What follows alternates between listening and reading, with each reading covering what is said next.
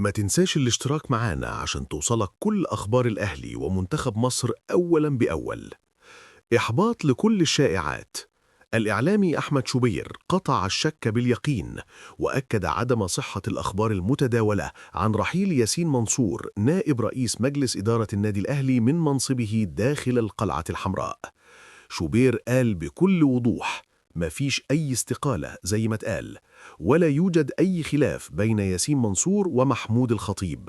هو لسه موجود داخل النادي عن حب ورضا واقتناع كامل، ومفيش أي أزمة رسمية في مجلس الإدارة. كلام شوبير جه رداً على الكلام اللي اتداول في الساعات الماضية عن إن منصور حابب يسيب نادي القرن بسبب خلافات إدارية، والكلام ده مغلوط تماماً بحسب تصريحاته. شوبير أشار كمان إن ياسين منصور يعد من رموز الأهلي ومقدر دوره في الفترة الجاية داخل البيت الأحمر، وإن أي اختلافات بسيطة في وجهات النظر شيء طبيعي في أي إدارة، لكن ما يأثرش على استمراره في منصبه.